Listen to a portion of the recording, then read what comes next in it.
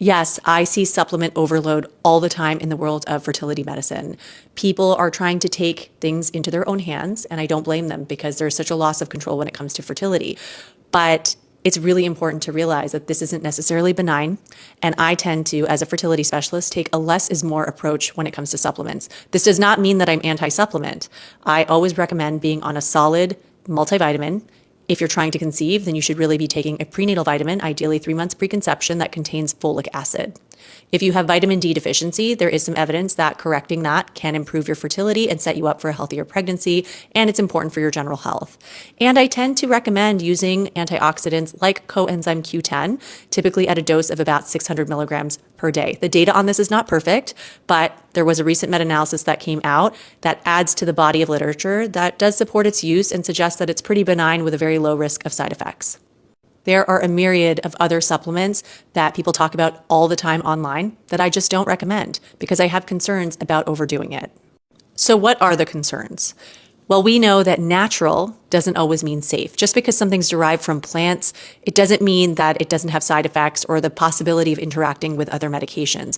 We know that supplements taken in excess or in combination can lead to serious health issues like liver toxicity or heart arrhythmias, and that they can interfere with your body's ability to metabolize prescription drugs, even some of the medications you might be taking as part of your fertility treatment.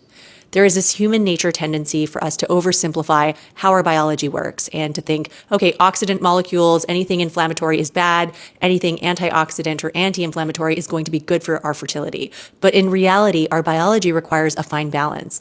And we know that for certain aspects of reproductive function, like ovulation and implantation, you need a healthy level of inflammation. So having too many supplements as part of your regimen could actually be detrimental to your overall health and fertility. We also know that the supplement industry is the Wild West. They just aren't regulated the same way prescription medications are. This means that what's on the label isn't always what you're actually getting inside the bottle. And many formulations can include certain concerning additives like heavy metals. So if you are taking supplements, I always say, keep it minimal and stick to trusted brands and trying to get your supplements from reliable sources. And then we have to talk about the cost and the effectiveness. We know that above a certain level, your body can only absorb so much. And so once you hit your daily requirement for certain vitamins, you're just going to be flushing it out into your urine. And this just achieves expensive pee.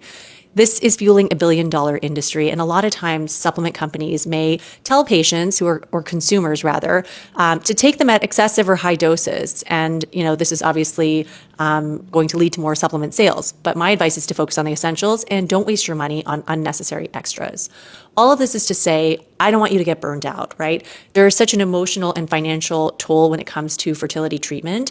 And I see so many patients who feel like they need to do all of the perfect things and have the best regimen to improve their chances. And it's exhausting, right? It's important to recognize that a lot of this is out of your control. Take a deep breath, focus on the basics, and give yourself a break.